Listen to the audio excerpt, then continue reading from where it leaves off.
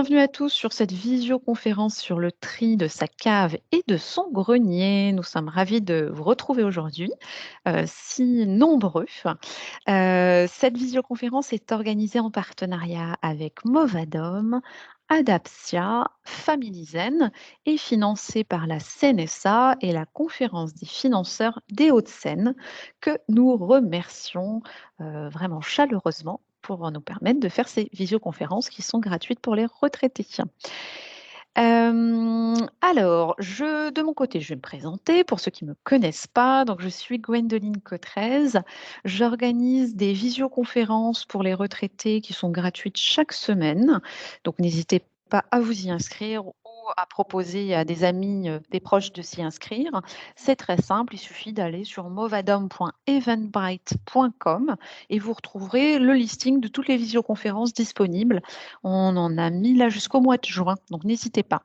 Et j'organise aussi des conférences physiques, alors évidemment un petit peu moins en ce moment, mais des conférences physiques dans les communes, en tout cas les communes d'Île-de-France avec lesquelles on est en partenariat dans certains départements. Donc, pour cela, n'hésitez pas à me contacter aussi sur mon mail contact@movadom.com si vous souhaitez qu'on organise une conférence dans votre commune. Pascal, je te laisse te présenter si tu veux. Oui, bonjour, je suis Pascal Massias. Donc moi, je suis basé dans l'Allier. Je fais de l'accompagnement individuel au déménagement des seniors et j'organise aussi des conférences à destination des seniors dans l'Allier. Et je m'occupe aussi de visioconférences sur le thème de l'informatique. Chine. Merci Pascal. Superbe. Et on retrouvera effectivement Pascal la semaine prochaine pour une très belle visioconférence sur les outils de visio, justement. Donc, il pourra en intéresser, j'en suis sûre, certain. Alors, comme d'habitude, on va commencer par notre quiz, hein. Ça commence fort. Donc là, l'idée, c'est de vous auto-évaluer pour savoir si vous avez besoin de faire du tri dans votre cave et votre grenier. C'est peut-être pas le cas, c'est peut-être le cas, vous le savez peut-être déjà. Donc c'est très simple. À chaque question que je vais vous poser, vous notez, si vous répondez oui, vous notez un point. Donc soit sur un papier, soit sur voilà, vos doigts, vous pouvez compter. Voilà, il n'y a que 4 questions. Et une fois que vous avez répondu à ces questions, vous me mettrez le nombre de points dans la barre de conversation que vous avez. Alors, première question, est-ce que cela fait plus de 6 mois que je ne suis pas allée dans ma cave ou dans mon grenier? Si c'est le cas, on met un point. J'ai plusieurs rangées d'affaires les unes devant les autres.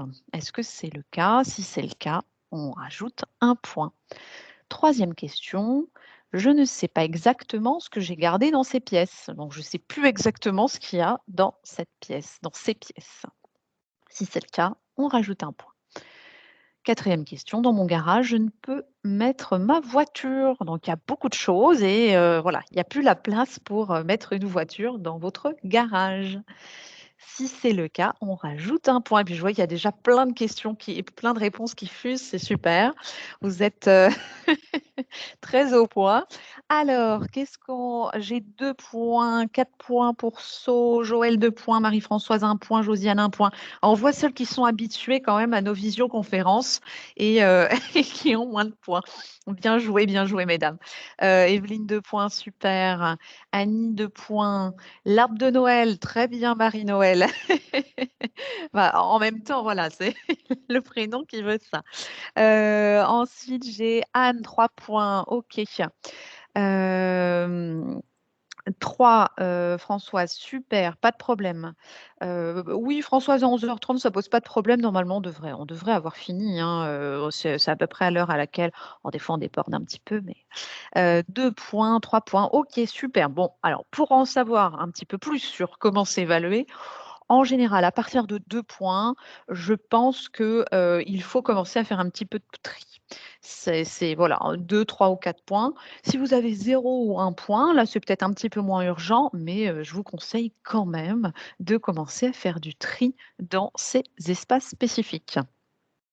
Donc, en tout cas, merci pour toutes vos réponses et puis n'hésitez pas à continuer. Je vois que vous êtes très au point, tous les participants, sur l'utilisation de l'outil Teams. Donc, on continue. Donc, pourquoi finalement aller trier ces espaces? Parce que je vous ai dit, ça allait être compliqué, fastidieux, ça allait prendre du temps. Donc, pourquoi est-ce qu'on irait s'embêter à aller les trier?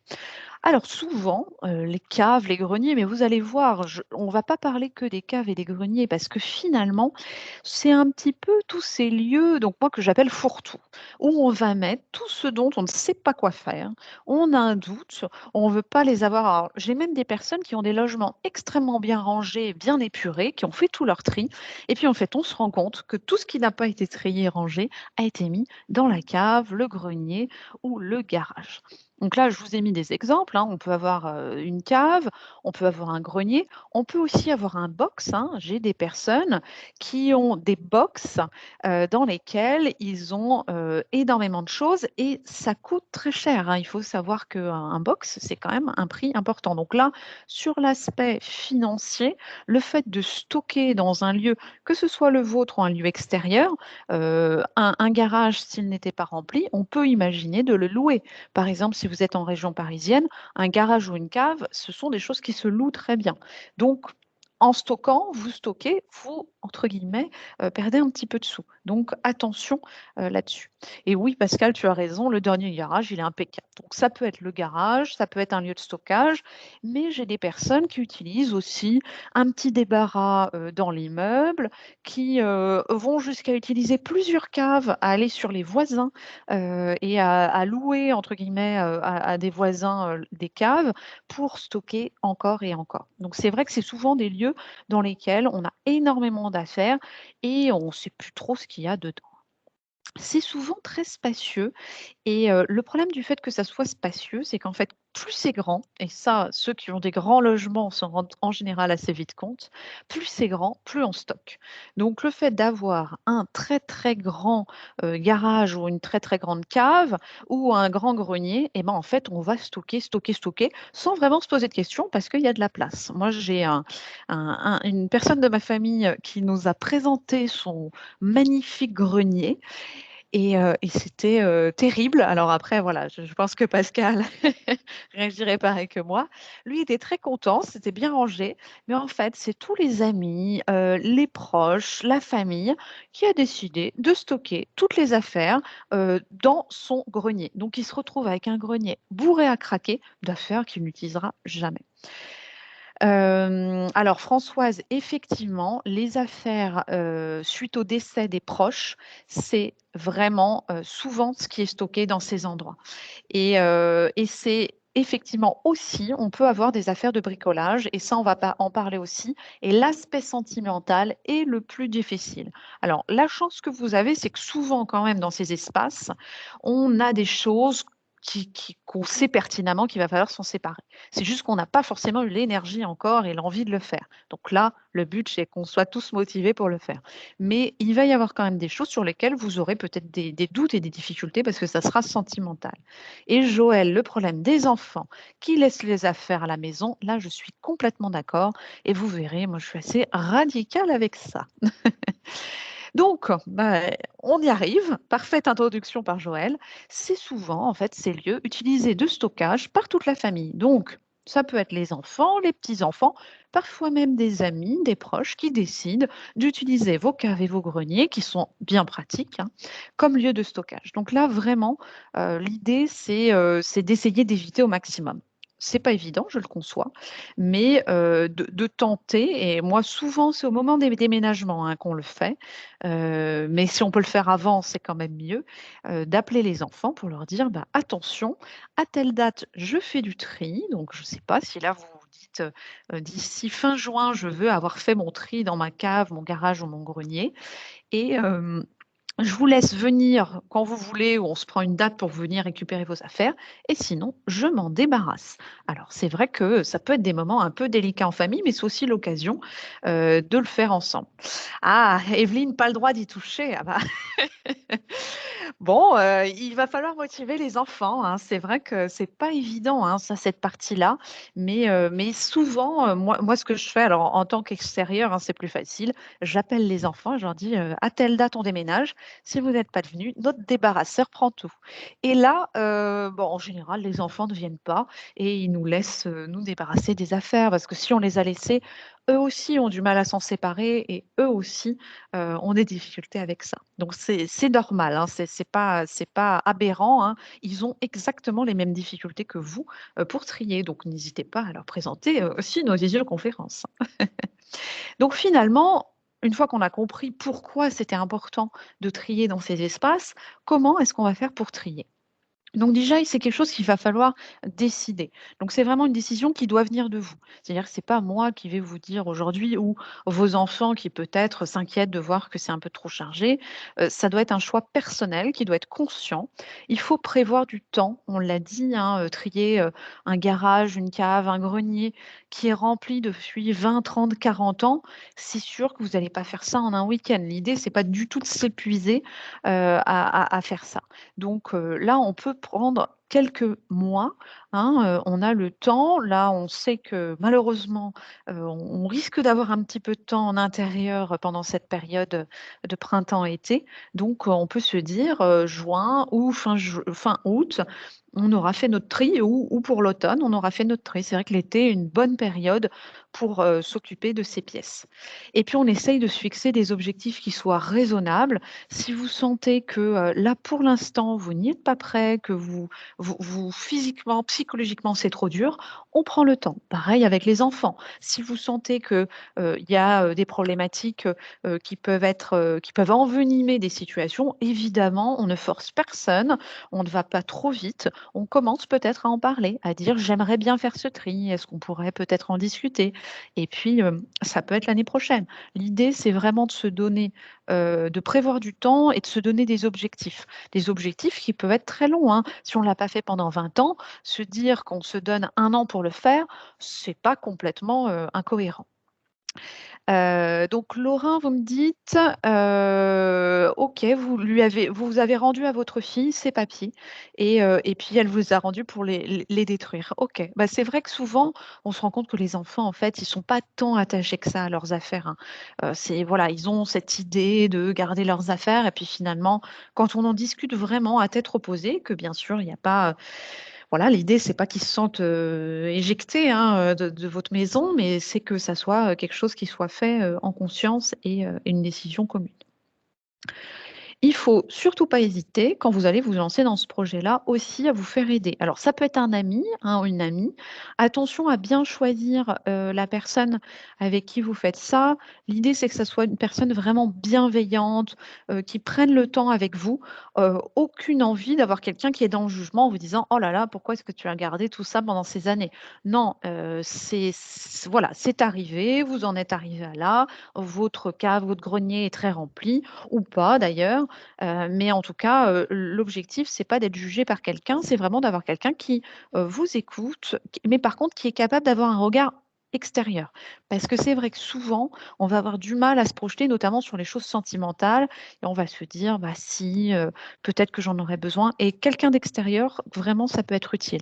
Ça peut être en famille, hein, c'est aussi des moments pour se retrouver, pour, bah, si on a, par exemple, les albums photos qui sont rangés à la cave, plein de souvenirs, on peut prendre le temps et puis ça peut être aussi, le moment de parler de sujets un peu moins faciles, mais qui sont «Et après notre décès, comment ça va se passer? Ce qu'on a envie de léguer?» donc des sujets qui peuvent venir dans ces moments de manière un petit peu plus, douce et sereine. Et puis, ça peut être aussi un professionnel. Je vous présenterai à la fin de cette conférence des professionnels qui accompagnent, et qui sont ce qu'on appelle des home organizers, ou des coachs et qui vont aider, vraiment dans ce tri. Et c'est vrai que pour les caves, les greniers, ça peut être particulièrement utile parce que c'est des lieux où souvent on a plein, plein, plein de choses et physiquement, hein, il y a psychologiquement, mais physiquement, ça peut ne pas être évident. Donc d'être à 2 ou à plus, hein, si vous avez du monde qui peut vous aider, ça peut être pratique. Bon, bien sûr, là, en ce moment, avec les respects des gestes barrières, donc on est masqué quand on fait, son tri. Donc, vous me dites, Françoise, vous aviez les papiers de votre mère dans 2 sacs poubelles. Ah oui, ouais, c'est vrai que se débarrasser des affaires d'une personne décédée, c'est vraiment une étape du deuil, hein. Moi, je pense vraiment que c'est une étape complémentaire dont on parle peu, mais souvent, on a bah, le deuil psychique, mais on a aussi le fait de se séparer, et souvent, c'est les vêtements, hein. Les papiers aussi administratifs, c'est difficile. Et, et se séparer de ces affaires-là, ça va être vraiment une étape supplémentaire. Et comme vous dites, Joël, ça peut mettre 15 ans, hein. Après, on n'est pas, voilà, il n'y a pas de date limite et on n'a pas d'obligation à le faire dans l'année du décès de la personne, hein. Il y a vraiment, vous pouvez prendre votre temps. L'idée, par contre, c'est de le faire un jour parce que si on se retrouve pendant 30, 40 ans avec les affaires de la personne, là, ça peut devenir vraiment, vraiment difficile. Et puis, on perd de l'espace, hein, donc ça aussi, ça peut être compliqué. Ah, Evelyne, l'agent immobilier, c'est vrai que quand on commence à envisager de vendre ou de louer son logement, c'est là où souvent on va avoir l'avis extérieur d'un agent immobilier, d'un proche, qui va nous dire bah, si tu veux revendre, si tu veux louer, il va falloir faire de la place. Et donc, c'est parfois un électrochoc, hein. Et c'est vrai qu'il est vraiment important de prendre le temps pour ça. Pour la méthode à utiliser, alors vous commencez à me connaître, hein, ceux qui participent aux visioconférences, il faut utiliser, enfin vous pouvez, vous avez la possibilité d'utiliser la méthode Marie Kondo. Alors la méthode Marie Kondo, je vais vous la présenter rapidement parce que j'en parle quand même assez régulièrement et je vous invite alors à lire son livre qui s'appelle La magie du rangement, qui est vraiment très bien fait, et une série qui a été faite sur Netflix aussi, que vous pourrez retrouver donc par Internet sur le Netflix, qui est une plateforme de séries, hein, qui s'appelle Tidying Up et dans lequel elle va chez les personnes, c'est aux États-Unis, et elle vide alors tout, hein, là, c'est pas forcément que la cave et le grenier, mais c'est assez impressionnant parce qu'aux États-Unis, ils ont en plus l'habitude de beaucoup consommer, d'avoir des très grands logements. Donc, c'est vrai qu'en général, c'est assez rassurant parce que c'est bien pire que nous. Donc, voilà. Donc, je vous invite, si vous voulez avoir de l'énergie et que ça vous motive, à aller regarder alors, c'est pas des visioconférences, mais cette série qui est très bien faite. Donc, les étapes que nous propose Marie Kondo. La première chose, ça va être de trier, effectivement, hein. On va être un petit peu dans toute cette démarche-là. Et Marie Kondo, elle nous dit, dans un premier temps, avant de ranger, avant d'aménager, il va falloir faire du tri. Et c'est vraiment le plus difficile, hein, on va être honnête. Donc, vous allez pouvoir rassembler par type, et on le verra pour chaque structure, ça va être important. Donc, par exemple, vous allez mettre de côté tout ce qui est emballage, carton, vous allez mettre tous les produits d'entretien, les vêtements. Donc, on va rassembler par type et tous les mettre ensemble et les classer. Ça va vous permettre d'avoir une vision globale de ce que vous avez. Alors, c'est faisable dans tous les espaces, hein. Là, on n'est pas seulement sur la cave et le grenier. Ensuite, il y a le test de l'étincelle de joie. Alors ça pourrait être utile notamment pour Françoise, quand vous avez des choses où il y a un aspect sentimental et où c'est particulièrement difficile de s'en séparer. Le test de l'étincelle de joie, c'est qu'en fait, vous allez prendre un objet, un vêtement dans vos mains et voir si vous avez une étincelle de joie. Alors, peut-être certains me diront c'est un peu bizarre comme concept, mais c'est vrai que ça fonctionne assez bien, notamment sur les choses sur lesquelles on a du mal à s'en séparer parce que ça a été offert par un proche, parce que ça représente une personne proche. Euh, En fait, souvent, on garde des choses qui ne nous rappellent pas forcément des bons souvenirs ou qui ne nous plaisent plus. Et en faisant ce test, en se demandant si cet objet nous apporte du bonheur, nous fait du bien, eh ben, c'est là qu'on va se rendre compte finalement si c'est utile de le garder avec nous. Et puis ensuite, on décide en conscience, hein, de garder, de donner ou de jeter. On n'est pas obligé, bien sûr, de tout jeter, hein. On peut aussi choisir de revendre et on le verra ensemble dans la suite de cette conférence. La deuxième étape que nous propose Marie Kondo, c'est ensuite de ranger. Donc, on va ranger ses affaires. Donc, Les principes qu'elle nous donne sont assez simples, hein. C'est vraiment que tous les objets doivent être visibles. Donc, l'idée, c'est d'avoir, par exemple, hein, là, on voit des boîtes transparentes, mais une visibilité importante de nos objets. Donc, on ne met pas, par exemple, 2 rangées de livres l'une derrière l'autre, ce qui fera que vous ne verrez pas vos affaires. Et puis, on essaye d'utiliser au maximum des contenants qui soient transparents, qui vous permettent de voir les choses. En fait, l'objectif, où que vous soyez dans votre logement, c'est de ne pas vous retrouver avec des choses dont vous ne vous souvenez plus et donc vous allez peut-être racheter ou ne jamais utiliser parce que vous ne savez plus qu'ils sont là. Donc ça, ce sont les préceptes de Marie Kondo. Il y a d'autres possibilités, hein, il y a d'autres spécialistes du rangement et du tri, mais c'est vrai que Marie Kondo est la plus connue et moi, c'est celle que j'apprécie particulièrement. Et à Françoise, ah ben voilà, vous avez raison. Donc c'est vrai que parfois, il y a vraiment cette idée de ressenti, effectivement. Ça peut être un ours en peluche, ça peut être, tout élément, qui finalement alors ça peut aller très loin, comme vous dites, ou vraiment quelque chose qu'on n'a plus envie chez soi, ou ça peut être un petit peu plus soft, mais, quelque chose où on se dit: «Non là, en fait, il m'apporte plus rien cet objet, je n'en veux plus chez moi». Et c'est pas forcément qu'il n'est plus utile ou qu'il n'est plus en bon état, hein. C'est ça qu'il faut avoir en tête. Donc c'est parti, je vous ai mis, voilà, le ciel, les étoiles, on y va.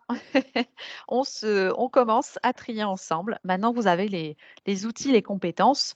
Donc la première étape, quand vous décidez de trier, de ranger, vos caves et votre grenier, ça va être de définir une ou plusieurs fonctions à une pièce. Mais c'est vrai que dans l'idéal, c'est d'avoir une seule fonction.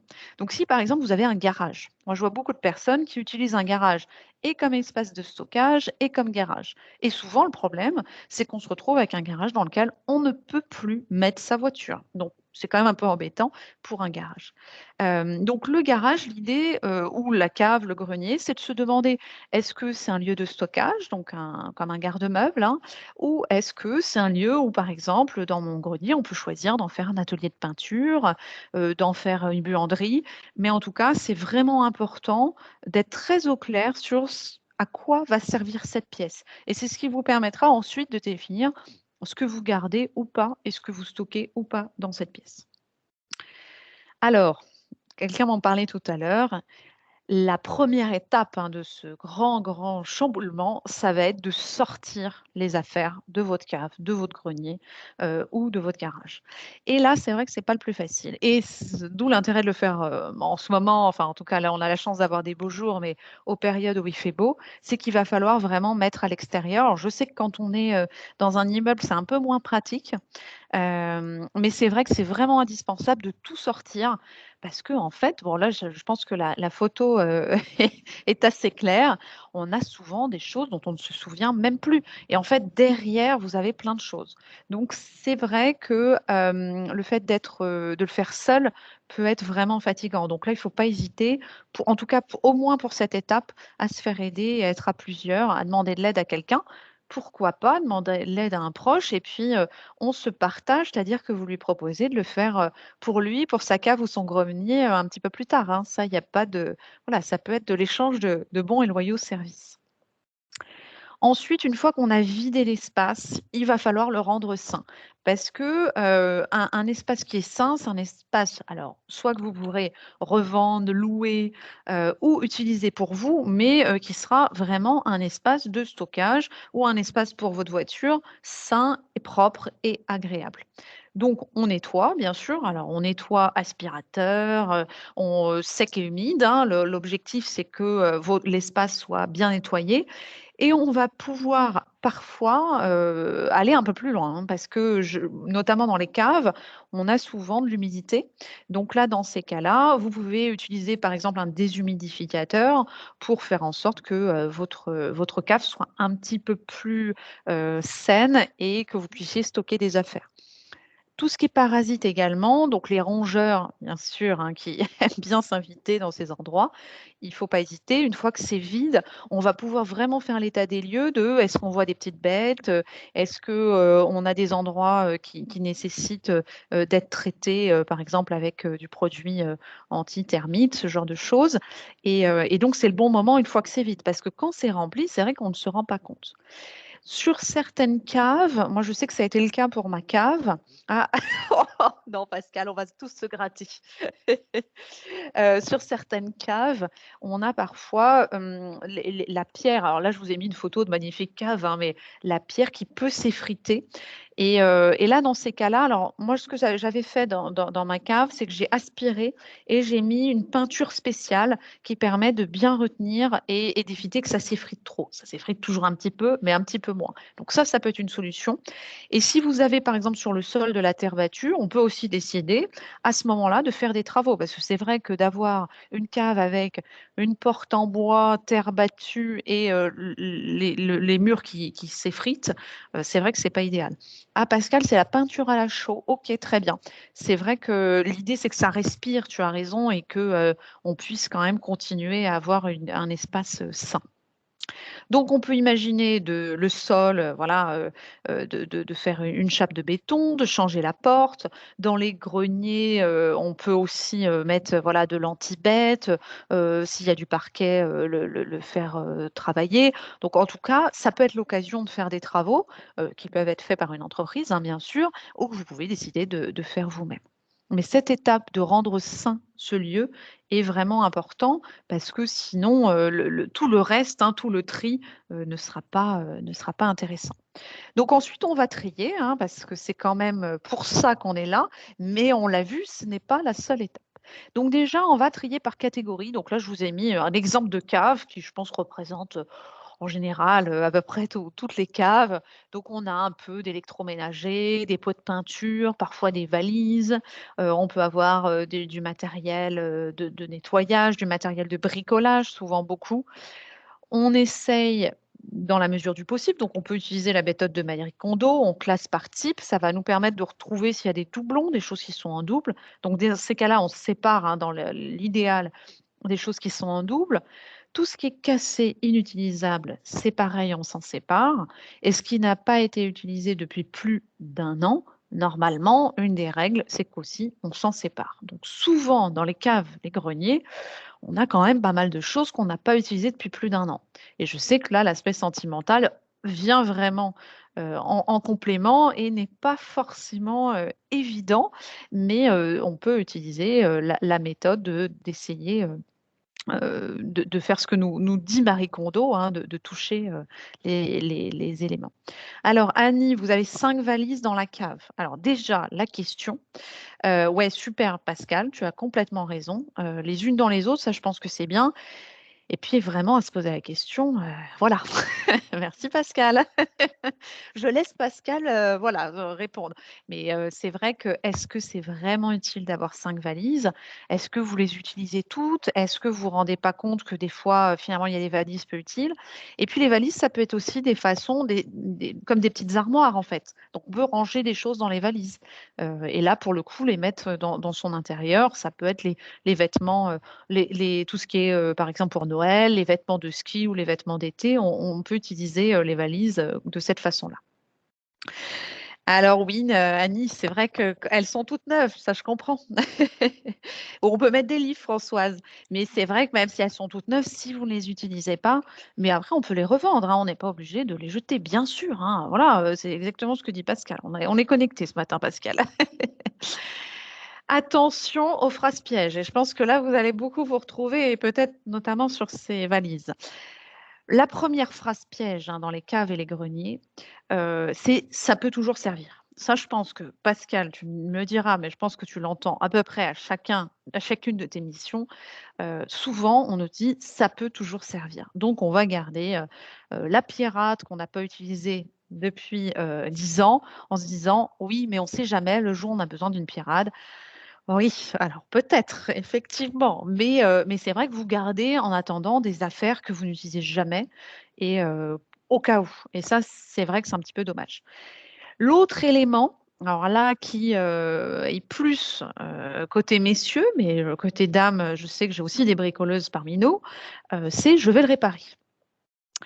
Alors oui, la tondeuse qui fonctionne plus. Moi, j'ai mon papa qui est un spécialiste de ça, qui a toujours un électroménager et le même cassé pour les pièces. Donc vous imaginez comment on se retrouve avec un stockage énorme.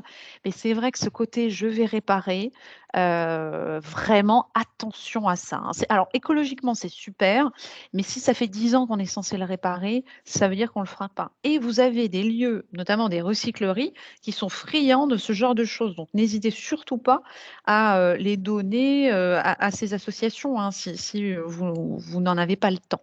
Donc attention avec ces petites phrases pièges qui peuvent faire qu'on garde des choses qu'on n'utilise pas.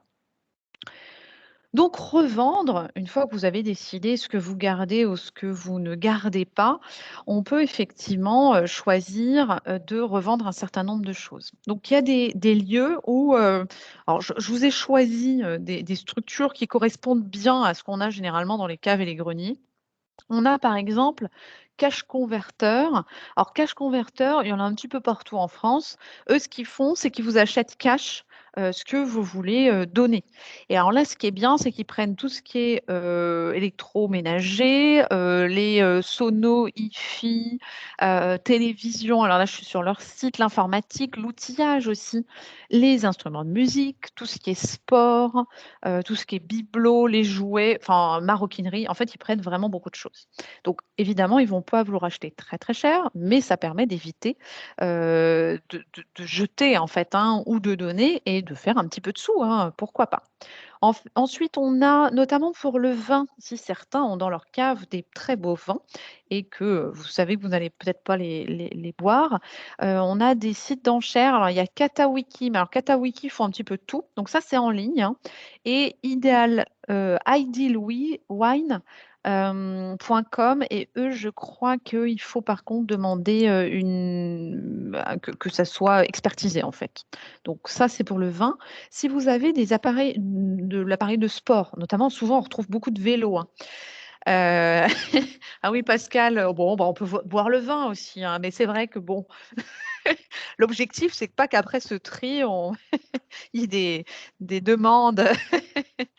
Donc sur Decathlon, tout ce qui est matériel de sport et Le Bon Coin, alors là, vous pouvez revendre tout et n'importe quoi. C'est le bon endroit. Attention par contre aux arnaques, hein, qui seront pas le cas, hein, chez des structures type Cash Converters ou Decathlon, mais sur Le Bon Coin, il faut vraiment faire attention dans l'idéal à être payé en espèces si vous revendez des choses et à rencontrer la personne dans un lieu public parce que c'est vrai qu'on a pas mal de personnes qui sont pas là forcément pour des bonnes intentions. Donc attention avec ces sites-là quand même.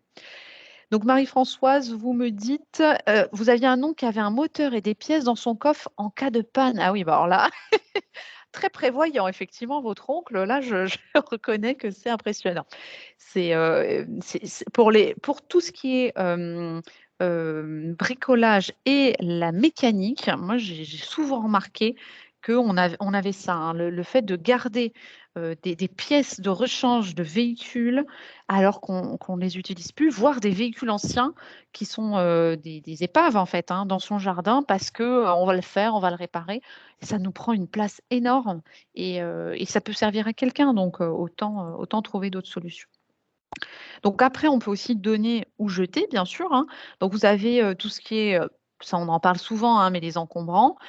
C'est que pour, tout ce qui est, alors certains déchets, en général, vous pouvez mettre les planches de bois, les meubles, les électroménagers. Par contre, tout ce qui est déchets spéciaux, donc si vous avez des pneus, si vous avez des batteries, si vous avez, aussi, de l'huile, des choses comme ça, là, dans ce cas-là ou des pots de peinture, vous ne pourrez pas le mettre aux encombrants. Dans ce cas-là, il faudra aller à la déchetterie.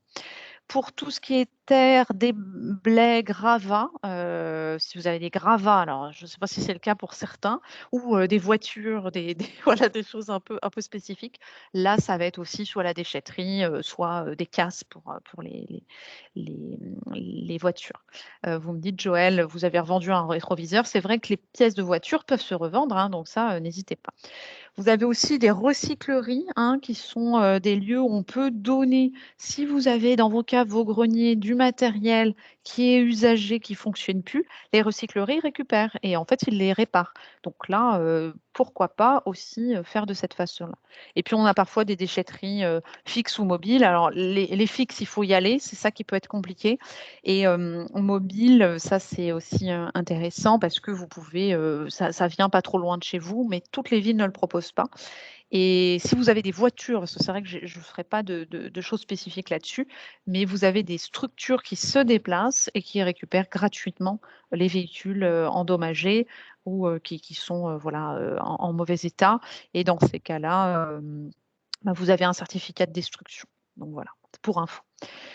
Ensuite, on aménage une fois qu'on a donné, vendu, fait en sorte que ça soit le plus épuré possible. Alors Marie-Noël, vous me dites berceau ou table basse en chêne ou les vendre. C'est vrai que tout ce qui est berceau, là, moi, je dirais Le Bon Coin, ça peut être une bonne solution. Vous avez ouais, la possibilité assez facilement. Et pour les matériaux, pour les enfants, vous avez aussi Vinted, qui est un site qu'on connaît assez bien et qui fonctionne vraiment très bien pour tout ce qui est pour les enfants. Et Françoise, bien sûr, hein, les Emmaüs, toutes les associations vont récupérer un maximum de choses. Ils peuvent même parfois se déplacer. Donc, n'hésitez surtout pas à leur dire, voilà, j'ai ça, ça, ça dans mon cave, dans mon grenier, vous pouvez les récupérer. Donc ensuite, on va organiser par zone. Si jamais vous avez une cave, un grenier qui va être utilisé pour différentes choses, donc pour stocker par exemple un peu de matériel de bricolage, pour stocker des vêtements, pour stocker peut-être vos affaires de peinture, là dans ce cas-là, on va faire des zones pour essayer au maximum de pouvoir retrouver ces affaires. Bonjour Pauline, bienvenue. Donc, c'est vraiment l'idée. Et on peut utiliser, alors ça c'est une petite astuce qui est intéressante, des anciens mobiliers. Peut-être que vous avez des meubles, des anciens meubles dans vos caves et vos greniers. Vous retirez les portes et vous gardez juste la structure. Et dans ces cas-là, vous allez pouvoir mettre alors, soit les choses directement, soit des caisses transparentes dedans. Et ça, c'est une bonne solution. Et Evelyne, vous avez complètement raison. C'est vrai que Emmaüs se déplace de moins en moins. Ils sont très sélectifs. La raison, elle est très simple, hein, c'est que souvent, ces structures, on leur a demandé beaucoup de récupérer des choses qui sont en très mauvais état et ils payent la déchetterie aussi, hein. Donc, attention là-dessus. Merci Marie-Noël. C'est vrai que c'est pratique, en fait, c'est ancien meuble et ça fait des structures et c'est vraiment une bonne chose. Donc, quand on range, soit vous mettez donc directement soit dans les anciens meubles, soit dans des petites armoires, des choses que vous avez achetées, hein, qui sont en métal ou en plastique. Et on essaye au maximum de mettre en boîte. Alors pourquoi en boîte? Parce que sinon vous allez retrouver avec de la poussière. On parlait tout à l'heure de salpêtre, poussière, les caves, les greniers. Alors ça dépend comment est votre grenier ou votre cave, mais souvent c'est quand même des espaces assez poussiéreux où on a peut-être parfois même directement l'isolant qui est en contact. Donc il va y avoir pas mal de poussière. Donc on prend des boîtes, mais surtout transparentes dans la mesure du possible. C'est souvent pas très cher, hein, ces boîtes-là. Et c'est boîtes très solides, mais ça permet de bien pouvoir séparer. Et si on n'a pas de boîte transparente et qu'on souhaite garder des boîtes, on peut aussi mettre des étiquettes, hein. Si on a des boîtes à chaussures, par exemple, ou des grands cartons, on met des étiquettes dessus, mais surtout bien identifier ce que vous gardez. Et ce que vous gardez, c'est les choses que vous utilisez, hein. Surtout, ça, c'est vraiment le plus important. Donc, je vous ai mis quelques exemples là de rangements, hein, on peut avoir donc pour les vins, des rangements sous les escaliers. Alors on va reparler, hein, des outils, on peut les ranger d'une certaine manière. Donc je vous ai mis des exemples, de caisses, d'éléments pour les outillages. Et oui, Pauline, vous avez entièrement raison. On essaye de faire des petites caisses au maximum, des petites choses pour pouvoir les soulever. Il n'y a rien de pire que la personne qui met un énorme carton en hauteur, donc les choses lourdes plutôt en bas, les choses plus légères en haut, qui met un énorme truc en haut et puis qu'on ne peut jamais le sortir. C'est dans l'idée, hein, tout doit être bougé, utilisé tous les ans, hein. Il n'y a rien qui reste stocké, sauf cas très très particulier, mais il n'y a rien qui reste stocké 10 ans sans être bougé. Les petites astuces, on stocke dans ces lieux, ce qui ne sert pas souvent. Donc, par exemple, si vous êtes skieur, ça va être les ustensiles de ski. Si vous aimez plutôt tout ce qui est la mer, ça va être tout ce qui est lié à la mer. Donc, si vous avez des masques tuba, ce genre de choses. Si vous aimez la peinture, ça va être vos ustensiles de peinture. Tout ce qui est Noël aussi, hein, qui va pouvoir être mis là. Par contre, on essaye d'éviter de mettre les vêtements qui vont être stockés, possiblement être abîmés aussi par l'humidité et pas utilisés en fait, hein. Les vêtements, c'est pareil, c'est des choses qu'on doit utiliser régulièrement. Les doublons, hein, les doublons qu'on garde au cas où, hein, je vous le disais, la machine à laver, on a 2 machines à laver au cas où l'autre tombe en panne. Ça prend quand même beaucoup de place et on est aujourd'hui dans des situations où vous allez pouvoir avoir en livraison, en quelques jours, hein, une nouvelle machine à laver. Donc c'est vrai qu'on n'est plus, dans des situations où alors peut-être certains habitent dans des lieux où c'est très compliqué. Moi, j'ai un oncle et une tante qui habitent sur une petite île, par exemple, où là, c'est très différent parce que pour faire venir une machine à laver, c'est complexe. Mais si on habite en ville, en général, on a accès à tout assez facilement. Et pareil pour la nourriture, hein, on essaye d'éviter de stocker de la nourriture. Je pense que certains doivent savoir de quoi je parle, des dizaines de bocaux de cerises à l'eau de vie. N'hésitez pas à vous faire connaître si vous vous reconnaissez, ou Pascal, peut-être que tu en as déjà vu, mais moi, souvent, je retrouve des bocaux qui ont 10-20 ans et on se dit, mince, alors potentiellement, c'est encore bon, hein, mais bon, voilà, il faut faire attention quand même avec ça. Et puis les affaires des amis ou des enfants, là je repersiste, hein. Ah, Pascal avec des contenus non identifiables. Oui, c'est vrai qu'il y a des choses qui flottent, c'est ça j'imagine, donc on ne sait pas quelle, très bien. Oui, c'est déjà arrivé, d'accord. Marie-Noël, vous nous dites les adresses des bocaux, s'il vous plaît. Alors, je ne sais pas. Qu'est-ce que vous voulez nous dire? Et pour vendre les vêtements, Michel, alors un site sérieux, effectivement, moi que je connais, c'est Vinted, hein, qui est un site qui fonctionne bien. Et vous êtes, en fait, vous êtes payé directement sur le site pour vos vêtements. Donc, il n'y a pas de transfert d'argent avec la personne. Donc, voilà. Et oui, après, il peut y avoir des beaux bocaux. Et IKEA, vous avez complètement raison. IKEA, c'est peut-être ça que vous demandez, Marie-Noël. Oui, IKEA est quand même très pratique. Alors après, vous avez d'autres structures, hein, Jiffy, La Foire Fouille, toutes ces structures qui font un petit peu des choses bon, voilà, qui ne sont pas d'extrême qualité, mais qui ne sont pas très chères et qui sont pratiques. Après, les magasins de bricolage aussi, hein, voilà. Et l'envoi des vêtements, Pauline, ça se fait, oui, soit poste, soit relais. C'est pas vous qui payez. Donc, en fait, par exemple, sur Vinted, vous allez mettre dans une enveloppe, vous imprimez un petit coupon, vous le mettez dessus et c'est envoyé directement et vous payez rien. Vous recevez après les sous, donc c'est vraiment pratique. Donc, comme je disais, on évite de garder les affaires des amis, des enfants. Ça, c'est vraiment une étape importante de faire ce tri-là, avec ses enfants aussi, ses amis. Donc, on va passer à des cas un peu particuliers et on commence par le vin. Alors, comme le disait Pascal, on peut aussi décider de boire son vin, hein, mais attention quand même, hein, l'abus d'alcool, voilà, est dangereux pour la santé, donc avec modération. Donc, par contre, si vous avez du vin, il y a quelques éléments à respecter. Alors, soit vous avez une cave à vin électronique, bon là, ça calcule tout seul, mais si vous le mettez dans votre cave, on ne peut pas les mettre n'importe comment. Donc, il faut une humidité entre 50 et 80%. Bon, je ne suis pas une spécialiste du vin, mais c'est vrai que ça veut dire qu'on ne mettra pas la déshumidificateur si on décide de stocker du vin dans sa cave. Et une température entre 10 et 14 degrés. Donc, ça ne va pas être dans le grenier, hein, ni dans le garage en général. On les range horizontalement. On peut avoir un registre aussi, parce que ça, c'est vraiment le problème. Alors moi, j'ai eu ça chez mes beaux-parents, où on avait une centaine de bouteilles de vin qui étaient stockées. J'ai eu aussi au décès de la grand-mère de mon mari, on a eu voilà, une cinquantaine de bouteilles qui avaient été stockées pendant des années. Et le problème, c'est que si elles ne sont pas stockées correctement, eh ben, la conservation ne se fait pas bien. Donc, vous vous retrouvez avec des choses qui sont imbuvables. Et vraiment, avoir un registre est important. Comme ça vous permet, alors ça peut être un registre papier ou un registre, il y a des applications hein, maintenant sur les téléphones qui permettent de savoir combien de temps enfin voilà, depuis combien de temps on a cette bouteille et de se dire, bon, bah là, il va falloir qu'on commence à vider ce stock-là en amont. Il y a des durées de conservation. Alors là, c'est pareil, je ne suis pas une spécialiste, n'hésitez pas à demander à votre caviste, mais en tout cas, c'est entre 5, 7 ans et 15 ans. Ça dépend des types de vins. Mais si vous avez des vins qui ont 30 ans, là, il y a de fortes chances pour que ce soit vraiment pas très bon au goût. Et pour vous dire, moi, avec mes beaux-parents, là, on a testé des bouteilles et on a essayé d'en faire quelque chose.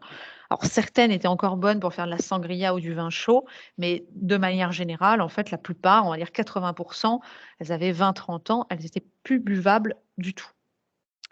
Exactement, Evelyne. Il y en avait des très bonnes et puis il y en avait d'autres où c'était, imbuvable du vinaigre, en fait, hein, et c'est vrai que quand ça bouge de température, c'est un peu le problème. Donc, vraiment, à part certaines caves, il y a beaucoup de caves, en fait, qui ne sont pas adaptées, hein, donc, attention à ça et souvent, ça va être plus adapté d'acheter, un vrai cave à vin.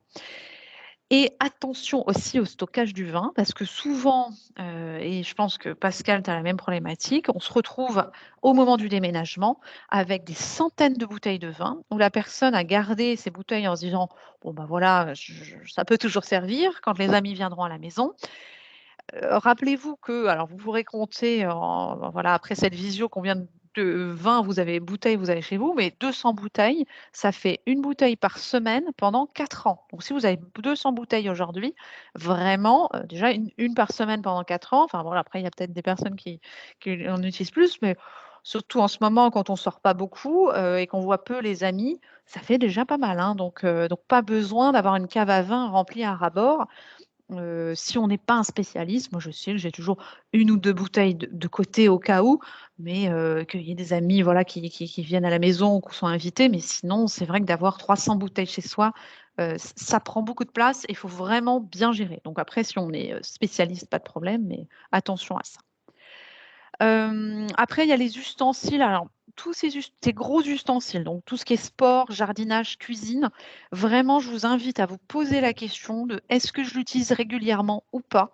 Parce que tout ce qui est si on prend les vélos, je vois beaucoup de personnes qui ont 2-3 vélos à la maison parce que oui, mais quand les petits-enfants viennent, on ne sait jamais, et souvent c'est très peu utilisé. Donc le vélo d'appartement, alors ça, peut-être qu'en ce moment vous l'utilisez plus que d'habitude, mais souvent c'est des affaires qu'on utilise presque jamais, hein, pareil, n'hésitez pas à me dire si vous depuis combien de temps il n'a pas été utilisé. Alors soit vous êtes très motivé, vous vous remettez au sport là de cette façon-là, ou sinon, c'est peut-être l'occasion de le revendre, notamment à Decathlon, hein. Là, voilà, il y a cette solution. Alors, Evelyne, pour revendre tout ce qui est outils de jardinage, Le Bon Coin fonctionne bien aussi, hein. Ça, c'est une bonne solution qui est, je pense, le plus simple et qui vous permet d'avoir des gens aussi pas trop éloignés. On peut aussi faire avec le voisinage, hein. Moi, je conseille toujours, notamment pour les structures, les ustensiles de cuisine, les choses comme ça, d'essayer de faire du troc ou de la location entre voisins. Si vous voulez faire une pierrade un jour, vous vous débarrassez de votre pierrade que vous utilisez une fois tous les 10 ans et le jour où vous en avez besoin, vous appelez un voisin, un proche et puis voilà, c'est l'occasion de s'entraider. Pauline, vous avez trouvé une cave cachée. Bah, ça, c'est la belle surprise, hein. Superbe. Donc, il y a aussi les outils. Alors ça, c'est souvent quelque chose qui est très compliqué à trier parce qu'on en a énormément. Donc, essayez dans l'idéal de ne garder que les outils que vous utilisez vraiment. Les outils qui sont là pour faire jolie décoration, on s'en sépare. Et les outils, par contre, il faut vraiment essayer de les ranger dans l'idéal. Alors, vous voyez, là, je vous ai mis 3 exemples. Soit on a un établi et puis on les cloue au mur. Ça, c'est pas mal parce qu'on voit tout. On peut aussi avoir une armoire spécifique, hein, avec les outillages. Ou alors, encore plus simple, si on en a un petit peu moins, vous pouvez utiliser une espèce de petite armoire roulante. Bon, c'est le principe de la caisse à outils, mais maintenant, ils en font vraiment très, très bien et c'est très pratique. Marie-Françoise, très bonne idée de donner un club de bricolage. Bah, super. C'est vrai que souvent, on n'a pas besoin de tous les outillages qu'on a. Peut-être qu'on a récupéré les outils des parents, de son conjoint, et qu'on se retrouve avec plein d'outillages qu'on n'utilise pas. Donc ça, ne gardez pas des choses qui vous encombrent plus que de besoin. Alors, je vous en parlais au début de cette conférence, il y a la possibilité de se faire aider par des professionnels. Donc, comment est-ce qu'on fait? Parce que c'est vrai que ce tri, c'est quand même quelque chose d'assez, délicat et qui peut être physiquement, difficile. Donc il y a déjà des, consultants, alors on peut appeler ça des coachs, des consultants, des home organizers. Là, c'est vraiment, au choix. La plus reconnue, hein, c'est Marie Kondo et elle forme en fait des coachs en, rangement et tri. Donc vous avez sur son site un consultant.conmarie, c'est le titre de sa technique en fait, .com, tous les consultants qui existent, et il y en a sur toute la France, hein, donc n'hésitez pas à les regarder. Ensuite, on a aussi en France By Pauline, donc ça c'est une spécialiste aussi du rangement et du tri qui a créé sa propre méthode. Elle a aussi alors elle est sur l'Île-de-France, mais aussi dans d'autres régions, donc elle commence à se développer dans d'autres régions. Donc c'est bypauline.fr. Vous avez aussi des garçons. Alors il y a Pascal évidemment, hein, si pour ceux qui habitent dans l'Allier, n'hésitez pas à faire appel au service de Pascal. Et en région parisienne, pour ceux qui sont en région parisienne, il y a Julien, donc qui est home organizer et qui vient au domicile. Et puis Augustin, alors moi avec qui j'ai déjà travaillé, et qui vient, chez vous aussi et qui, a des tarifs qui sont aussi très intéressants. Alors le principe de ces structures, c'est toujours à peu près la même chose. Il y a un diagnostic en amont d'1 heure pour savoir un petit peu, alors qui est gratuit, quel est votre besoin, c'est un devis, hein. Est-ce que, vous avez, beaucoup de choses? Alors si là on s'attaque à la cave, est-ce que c'est la cave, le grenier? Est-ce que c'est les vêtements sur lesquels il va falloir travailler? Et ensuite, ça va être en général par demi-journée de tri au domicile où là, la personne va vraiment être avec vous et concrètement vous aider à faire le choix. Donc ça peut être vraiment pratique et le tarif, alors par contre, c'est là où ça peut être un petit peu difficile, c'est que le tarif, on est à peu près à 70 € de l'heure. Donc si on a une demi-journée, par exemple, en général, c'est à peu près 200 € la demi-journée. Mais néanmoins, on peut se dire, on fait une demi-journée, on se le fait offert pour son anniversaire, on a une demi-journée et par contre, ça vous permet de vous lancer là-dedans. Donc oui, effectivement, Françoise, ça reste quand même un budget. Certaines structures de service à la personne commencent à le proposer. C'est encore assez rare et proposent parfois, la possibilité d'avoir la déduction fiscale. Donc ça peut être intéressant. Ça peut être une façon aussi, de rendre un petit peu plus accessible, ce genre de service. Donc, je vous ai mis les sources et références, de, nos différents, éléments. Donc, si vous voulez un petit peu travailler là-dessus, il y a un site qui est très bien, qui s'appelle houz.fr. C'est houz.fr. Il y a 2 Z d'ailleurs et sur ce site, vous trouverez plein d'idées pour, découvrir comment désencombrer, comment faire du rangement, du tri et c'est un site de décoration d'intérieur aussi donc qui est vraiment bien fait. Il y a aussi deco.fr, moi que j'ai utilisé pour cette présentation. Oui, il y a effectivement Marie-Noël, il y a des structures comme par exemple Axéo, enfin voilà, il y a plein de structures différentes. Donc comme d'habitude, je vous invite à répondre à notre questionnaire satisfaction.